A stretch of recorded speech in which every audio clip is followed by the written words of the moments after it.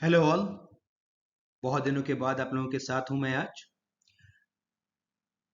Reason आप सबको पता ही होगा, या आप लोग गेस भी कर सकते हैं कि इलेक्शंस ख़त्म हो चुके हैं और मोस्ट प्रोबेबली जो एग्जिट पोल्स दिखा रहे हैं कि जो इनकम्बेंट गवर्नमेंट है वो फिर से वापसी करने की ओर है।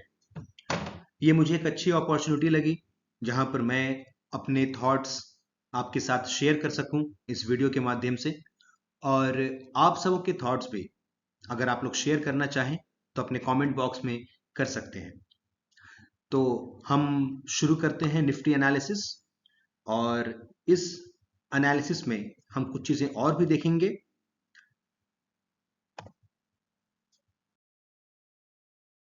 टेबल ऑफ कंटेंट्स, जैसा कि हम लोग हमेशा करते हैं कि हम टेक्निकली जो है वो निफ्टी को डेली चार्ट पे एनालाइज करेंगे, लेकिन इस बार ऑनेस्टली टेक्निकल्स का बहुत अधिक रोल होने नहीं वाला है। जो हमारा सेशन कल से शुरू होगा, ट्रेडिंग सेशंस, क्योंकि अभी जो मार्केट है वो कंप्लीटली सेंटिमेंट्स ड्रिवन है। यहाँ पर रिजल्ट्स को लेकर के जो एक अजम्पशन लोग करके चल रहे हैं, चाहे वो हमारे यहाँ के ट्रेडर हों या एफआईआईज हों, अगर वैसा ही होता है तो इंडेक्स हमें कुछ और दिखाएगा। अगर उसके विपरीत होता है तो फिर इंडेक्स हमें कुछ और ही जो है वो रूप अपना दिखा सकता है। तो इसलिए हम टेक्निकल एनालिसिस को उतना अधिक तवज्जो नहीं देंगे इस वीडियो में, बल्कि हम इस बात पर अधिक फोकस करेंगे कि पोस्ट इलेक्शन रिजल्ट्स किस तरह के सिनेरियोज जो है वो हम देख सकते हैं और उसका क्या इम्पैक्ट जो है वो हो सकता है। जैसा कि आप देख सकते हैं टेबल ऑफ कंटेंट्स में कि हम इस बात को भी एनालाइज करने की कोशिश करेंगे कि जो प्रीवियस जो हमारे इलेक्शंस हुए हैं उसमें जो रिजल्ट्स आए हैं उसके क्या इम्पैक्ट पड़े हैं उस वक्त मार्केट पर। इसके अलावा अगर यही गवर्नमेंट आगे भी आती है तो जो उनके पॉलिसीज हैं उसके हिसाब से कौन से सेक्टर्स ऐसे हैं जो कि फोकस में रह सकते हैं। और हम कुछ स्टॉक्स को भी देखेंगे जो कि हमारे लिए लॉन्ग टर्म पोर्टफोलियो में रहने के लायक हो सकते हैं। वेल, टेक्निकली मैं फिर से कहता हूं, इसको अधिक तवज्जो मत दीजिएगा, ये एक फॉर्मेलिटी है and I am just doing it for the sake of formality and nothing else.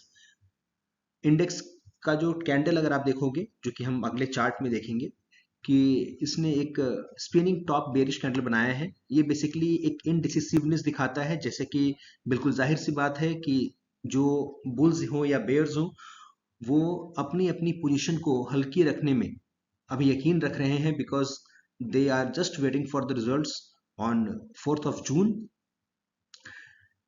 Nifty अगर आप देखोगे तो ईएमए 13 और 21 के नीचे चल रहा है, जो कि शॉर्ट टर्म में वीकनेस को इंडिकेट करता है।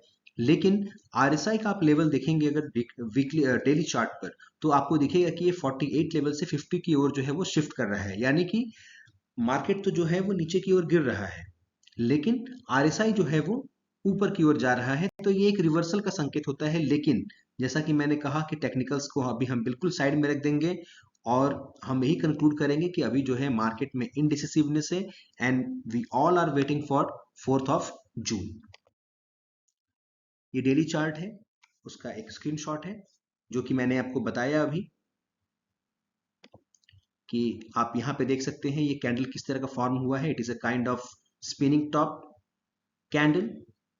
आप यहाँ पर ईएमए देखिए, जो ईएमए दिखला रहा है, और हमारी जो क्लोजिंग है 22,530 के आसपास की है, ईएमए 21,556 के आसपास का है। लेकिन यहाँ पर अगर आप देखते हैं इस कैंडल को, तो इस कैंडल के सामने जो आपका आरएसआई है वो 48 के आसपास है। आप भी चार्ट में चेक कर सकते हैं पर्सनल लेवल पर। और यहाँ पर जो हमारा हाई है उसने तो हाई को ब्रेक नहीं किया है। जो प्रीवियस हाई है, देखिए ये जो हाई है इस कैंडल का, इसने इसे ब्रेक नहीं किया है इसके हाई को। लेकिन जो आरएसआई है उसमें आपको एक बढ़त जो है यहाँ पर दिखेगी, जिसको मैंने बताया आपको कि एक रिवर्सल का संकेत होता है। लेकिन इसको हम फॉर टाइम बिंग इसको हम इग्नोर करके चलेंगे। अब हम सबसे इंपॉर्टेंट सेगमेंट पे आते हैं, that is the probable scenarios post election results. देखिए 3 तरह के सिनेरियोज मुझे दिख रहे हैं अभी। मार्केट में। हो सकता है इससे कुछ अलग भी हो जाए, लेकिन तीन प्रोबेबल सिनेरियोज हैं। नंबर वन, कि जो एनडीए है, जो कि इनकम्बेंट गवर्नमेंट है, it wins with a greater majority compare to 2019, यानी कि जो मेजोरिटी है वो काफ़ी अच्छी आ जाए। जैसे कि अगर उन्होंने 303 या 305 सीट लाए तो वो 330 हो जाए। और या फिर एनडीए जो है वो ऑलमोस्ट जो 2019 का मेजोरिटी था उसी के साथ जीते, या एनडीए लूज कर जाए। तो इन तीनों केसेस में क्या क्या चीजें हो सकती हैं, इसको हम आगे के स्लाइड्स में एनालाइज करेंगे। इस चीज को एनालाइज करने के लिए हम थोड़ा सा पास्ट में जाएंगे कि आखिर पास्ट में किस तरह का जो है वो मार्केट ने अपने आप को एडजस्ट किया है एज पर द रिजल्ट्स। 1999 का अगर हम देखते हैं कि अक्टूबर 1999 में रिजल्ट आया और एक कोलिशन गवर्नमेंट बनी, वहां पर क्या हुआ, 6.20% से मार्केट जो है वो गिर गया। जबकि 2004 में जो कि इनकम्बेंट गवर्नमेंट थी एनडीए, वो इलेक्शन जीती और sorry, I am so sorry, वो इलेक्शन हारी और इंडेक्स जो है वो 17.04% तक गिर गया। मैं इस पूरे मंथ की बात कर रहा हूँ कि अगर मई में जैसे कि मई 2004 में रिजल्ट्स आए थे, तो उस पूरे मंथ में 17.04% जो है वो इंडेक्स गिरा है। जबकि 2009 में जब नई गवर्नमेंट आई, यानी कि यूपीए जब आई, तो इंडेक्स जो है वो पूरे महीने में 28.07% जो है वो राइज किया है। जबकि 14 में सेम गवर्नमेंट ने जब रिपीट किया तो इंडेक्स जो है वो 7 point I am so sorry, 14 में जब यूपीए जब हट गई, जब नई गवर्नमेंट आई है, तो उसको मार्केट ने बहुत ही पॉजिटिवली लिया और मार्केट जो है ऑलमोस्ट 7.97% के हिसाब से जो है वो बढ़ी है। जबकि 19 में जब सेम गवर्नमेंट रिपीट की है, तो इंडेक्स जो है उसने कुछ खास उसमें ऐसा अपना रिएक्ट नहीं किया। मे बी वो ये मान के चल रहा था मार्केट की यही गवर्नमेंट आएगी और पॉलिसीज जो है वो कंटिन्यू होगी, तो इंडेक्स ने कुछ खास उसका जो है वो उसमें रिएक्ट नहीं किया और 1.49% के एक बढ़त के साथ जो है इंडेक्स पूरे महीने में अपना एक, माफ कीजिएगा, बढ़त जो है इसने बनाया। तो अब अगर इसको हम इसी के बेस पर अगर हम देखें, तो हमारे पास कोई इतना अधिक तो डेटा है नहीं जिसको कि हम साइंटिफिकली जो है वो एवरेजिंग आउट करके और हम निकाल सके कि हाँ कितना मार्केट जो है ऊपर नीचे हो सकता है। लेकिन एक कॉमन सेंस के आधार पर जो तीन सिनेरियोज हैं उसमें मुझे ऐसा दिख रहा है कि जो फर्स्ट सिनेरियो है जिसमें कि एक ग्रेटर मेजॉरिटी के साथ जीतती है, तो इंडेक्स जो है वो काफ़ी अच्छा जो है परफॉर्म करेगी और यहाँ से लाइफ टाइम हाई की ओर जाएगी। उसके टारगेट क्या है, ये हम नेक्स्ट स्लाइड में जो है वो देखने की कोशिश करेंगे। सेकेंड सिनेरियो जो है जहां पर कि ऑलमोस्ट सेम मेजॉरिटी के साथ में एनडीए ही जीतती है, तो हो सकता है कि इसमें आपको थोड़ी सी जो है वो डिप आए इंडेक्स में 3 से लेके 5% का, दैट इज क्वाइट प्रोबेबल। और अगर एनडीए लूज करती है, जो कि वेरी अनलाइकली है, but still it is a probability, so we are taking it into consideration. तो बहुत बहुत चांसेस हैं कि इंडेक्स यहाँ से 10% के आसपास जो है वो करंट लेवल से करेक्ट हो, क्योंकि पॉलिसीज चेंज होगी।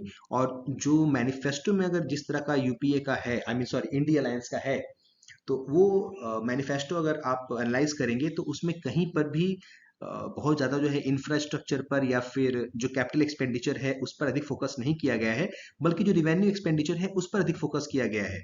तो एज वी ऑल नो कि रिवेन्यू एक्सपेंडिचर जो होता है वो आपको पैसे जनरेट करके देता नहीं है ना, वहां पैसे लगते हैं लेकिन जनरेट कुछ नहीं होता है। तो जाहिर सी बात है कि इसका जो है एक बहुत ही बुरा इम्पैक्ट इकोनॉमी में पड़ेगा, और जब ये इम्पैक्ट इकोनॉमी में पड़ेगा तो इन्वेस्टर्स जो है वो अपना अपना पैसा जो है निकालेंगे और मार्केट जो है एक अच्छा करेक्शन आपको दिखा सकता है। निफ्टी के प्रोबेबल लेवल क्या हो सकते हैं, इसको हमने कैलकुलेट किया है एलियट वेव्स के हिसाब से। उसका एक चार्ट भी जो है मैंने नेक्स्ट स्लाइड में लगाया है आपके लिए। और मैंने इसमें अज्यूम करने की लिबर्टी ली है कि जो सेम गवर्नमेंट है वो आ रही है और शायद पहले से अधिक सीटों के साथ में आ रही है। तो मुझको इस केस में निफ्टी जो है वो 23,850 से लेके 23,900 के बीच में जो है वो जाता हुआ दिख रहा है इन द अपकमिंग सेशंस। अगर आपको एलियट वेव्स पे अलग से कुछ अगर क्वेरी हो इस चार्ट के हिसाब से, मैं इस चार्ट की बात कर रहा हूँ कि इस चार्ट पे अगर ये जो शीट है इस पर आपको कुछ अगर क्वेरी हो कि ये लेवल्स कहाँ से आए हैं, तो you can drop your question in the comment box and I will try my level best to answer them all. ये एलियट वेव्स का चार्ट है, ये मैंने आपके लिए लगाया है, जहां से मैंने 0.0, 0.1, 0.2, 0.3, 0.4, 0.5 तक, हालांकि मैं थोड़ा सा कंजर्वेटिव टारगेट लेके ही चलता हूं, क्योंकि मैं आपके साथ शेयर कर रहा हूँ और बहुत ही रिस्पॉन्सिबिलिटी के साथ शेयर कर रहा हूँ, तो मैं हायर लेवल लेके नहीं चलता हूँ, but even it is a conservative level. मुझको इंडेक्स जो है वो 23,850, 23,809 के आसपास जो है वो दिख रहा है। जैसा कि हम जानते हैं कि इंटरिम बजट है वो जो आ चुका है, और चूंकि गवर्नमेंट, मैंने पहले ही कहा कि मैं अज्यूम करके चल रहा हूं कि एनडीए इज कमिंग बैक, तो जो उनका इंटरिम बजट है जिसपे अधिक फोकस किया गया था उनके बजट में, जिस सॉरी जिन सेक्टर्स पर हम उन्हीं को लेके चल रहे हैं, तो मुझको ऐसा लगता है कि उस इंटरिम बजट को एनालाइज करने के बाद, और जो गवर्नमेंट की पिछले 5 सालों की जो पॉलिसीज रही हैं, और जो आगे का जो उनका एक विजन दिख रहा है, उसको एनालाइज करके मुझे लगता है कि ये 6 सेक्टर्स जो हैं, capital goods, health care, real estate, infrastructure, power and media. Media पे मैं लास्ट में आऊंगा, उसके लिए मैंने एक अलग स्लाइड रखा है। तो ये 6 सेक्टर्स मुझे लगते हैं कि ये काफी अच्छा करेंगे इस पूरे 5 साल में।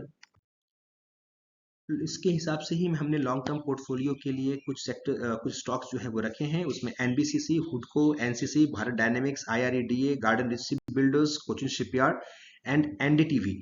मुझे लगता है कि ये 8 स्टॉक्स ऐसे हैं जो काफी अच्छा जो है वो अपना परफॉर्म इस टर्म में ये करेंगे। एनडीटीवी देख के मे भी आप लोगों को थोड़ा सा आश्चर्य हुआ कि मैंने इसे क्यों लिया है। अ, क्योंकि अगर कोई अगर एनडीटीवी का अगर फंडामेंटल्स देखे कि डिस्पाइट ये बहुत ही वीक है, इसके फंडामेंटल्स अगर आप देखेंगे तो कंपनी जो है लॉस मेकिंग है, एफआईएस की कोई खास होल्डिंग नहीं है, डीआईएस की कोई खास होल्डिंग नहीं है, प्रोमोटर्स के पास मैक्सिमम होल्डिंग है, और जो थोड़ी सी होल्डिंग है वो आपका पब्लिक के पास है, यानी कि आप और हम जैसे जो लोग हैं उनके पास में है। लेकिन मैं ऐसा क्यों कह रहा हूँ कि एनडीटीवी जो है वो फ्यूचर में एक अच्छा जो है रिस्की बेट हो सकता है, उसमें हम थोड़ा सा जो है वो आपके साथ में मैं शेयर करना चाहता हूँ। देखिए, इंडिया एक उभरती हुई अर्थव्यवस्था भी है और एक मिलिट्री पावर भी है, इसे हम इग्नोर नहीं कर सकते, और साथ ही साथ ये आगे बढ़ने की भी इंटेंशन जो है वो रखती है। अगर आप बाकी जो सुपर पावर्स हैं, जैसे यूएसए है या चाइना है या रशिया है, यूके है, आप अगर इनका जो बजट है उसको आप अगर एनालाइज करें, या जो ईयरली एक्सपेंडिंग है आप उसको एनालाइज करें, तो आप देखेंगे कि एक अच्छा खासा पैसा जो है वो अपने ग्लोबल मीडिया मैनेजमेंट के लिए, जिसे कि स्लैंग में अगर आप बोले तो प्रोपागेंडा को मैनेज करने के लिए ये लोग करते हैं। ये बेसिकली दो काम में आता है। एक तो है कि जो आपको अपना प्रोपागेंडा क्रिएट करना है वो, प्लस जो आपके एंटी जो प्रोपागेंडा है उसको काउंटर करने के लिए भी आपको जो है वो ग्लोबल मीडिया का प्रेजेंस वो जरूरी है। फ्यूचर की अगर आप बात करें कि फिजिकल वॉर की, तो एक बात जो मुझे दिखती है, या आप लोग भी मानते होंगे शायद, कि जितने भी डोमिनेंट पावर्स हैं, जो कि वर्ल्ड पावर्स हैं, यानी यूएसए हो गया, रशिया हो गया, चाइना हो गया, इमर्जिंग में आपका इंडिया है, फ्रांस है, जर्मनी है, ये कभी भी फिजिकल वॉर में अब इन्वॉल्व नहीं होंगे। अब जो वॉर होगा, जो अपकमिंग एरा है, वो होगा इंफॉर्मेशन वॉरफेयर का। और इंफॉर्मेशन वॉरफेयर में आपके पास सबसे बड़ा जो वेपन होता है वो वेपन आपका होता है मीडिया। अनफॉर्चुनेटली भारत में ऐसा कोई भी जो है ग्लोबल मीडिया को मैनेज करने का प्लेटफॉर्म बोलिए या ऐसी कोई इंस्टीट्यूशन बोलिए, वो नहीं है। यही रीजन है कि भारत बहुत सारे अच्छे काम करके भी दुनिया में वो स्थान नहीं रख पाता जो बाकी कंट्रीज वो काम बिना किए भी रखते हैं। फॉर एग्जाम्पल आप ले लीजिए यूएन पीस कीपिंग फोर्स को। अगर आप यूएन पीस कीपिंग फोर्स को एनालाइज करेंगे तो आप देखेंगे कि उसमें मेजर जो वहाँ उसमें जो पार्टिसिपेंट्स हैं वह तो भारत के हैं या बांग्लादेश के हैं, लेकिन जब प्रेजेंटेशन कहीं पर होता है यूएन पीस कीपिंग फोर्स का, तो आपको देख के उसको ऐसा लगेगा जैसे कि सिर्फ उसमें वेस्टर्न कंट्रीज के ही जो है वो पार्टिसिपेंट्स, जबकि उनका पार्टिसिपेशन जो है वो वहां पर सबसे कम है। तो ये सब जो है दिक्कतें वो भारत जो है वो फेस कर रहा है, और यही रीजन है कि भारत को एक ग्लोबल मीडिया मैनेजमेंट इंस्टीट्यूशन की बहुत ज़रूरत है। और मुझे लगता है कि despite having the weak fundamentals, NDTV एक बहुत ही अच्छा ऑप्शन हो सकता है भारत के लिए। आप अगर कहेंगे तो मैं इस पर एक अलग से जो है video, global media management and the role of NDTV करके मैं एक बनाने की कोशिश कर सकता हूं, but for that if you want that video, please drop your comments in the comment box. So yes, I think यहीं तक का एक छोटा सा वीडियो जो है मैं आपके सामने लेकर के आना चाह रहा था। And thank you so much. कोई भी आपका कमेंट होता है, कुछ क्वेरीज होते हैं, या आपको कोई ऐसा स्टॉक्स है जिसको कि आप एनालाइज करवाना चाहते हैं मुझसे टेक्निकल पैरामीटर्स पे, so you can put that in the comment box. So for now, happy Sunday and thank you so much. Thank you.